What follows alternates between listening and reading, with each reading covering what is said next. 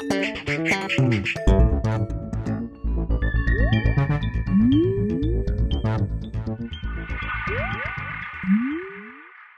everyone and welcome to the Vortex, where lies and falsehoods are trapped and exposed. I'm Michael Voris. An election is about to happen, and it's not about politics, it's not about the economy, it's not about anything other than the survival of a morality. And this morality ultimately determines the fate of an entire people. And not only in this life, but also in the next.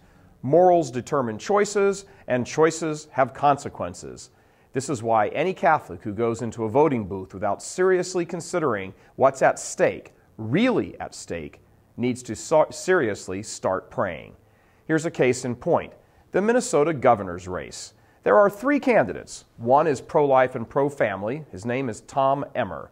The other two realistic candidates, Mark Dayton and Tom Horner, both happily support the killing of children and establishment of homosexual sex as equal to marriage. No Catholic in good conscience can vote for these people, especially not in Minnesota in this particular case, and here's why.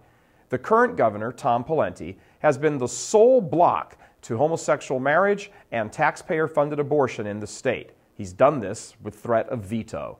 There are solid majorities in each house of the Minnesota State Legislature waiting to pull the lever for taxpayer-funded abortion and homosexual marriage, and only the pro-life, pro-family governor has blocked it, again with the threat of his veto.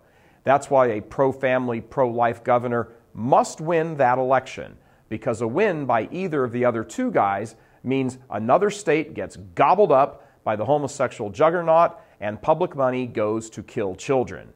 What any Catholic in Minnesota must understand is this: a vote, a choice for the other guy is a vote for immorality and evil.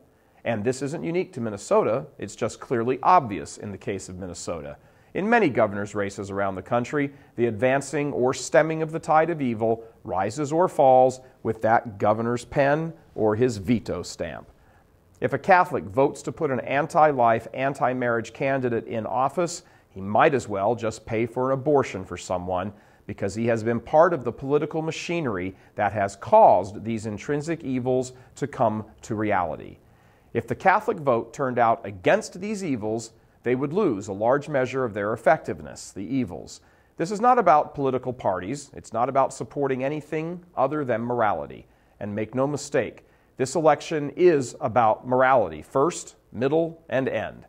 If a country is moral, everything else falls into place: families, economy, everything. But the choice is ours, and this principle extends to all Catholics in all elections, all the time, in all places. Killing children and the destruction of families trumps every other issue. When God the Father says to the Old Testament people of God, he makes it very clear. He does not say, "I have set before you economic plan A and economic plan B." He says, "I have set before you life and death." Well, here we are, with life and death set before us.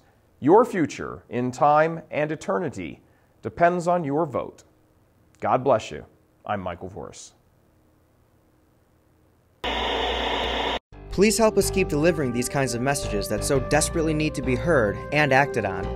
Join RealCatholicTV.com today as a premium subscriber. Become immersed in the faith established by Jesus Christ. The Catholic Church is the only hope against evil because that is its God-given mission. As our Lord said, "Apart from me, you can do nothing." Join RealCatholicTV.com today as a premium subscriber and come to learn and love Christ more deeply.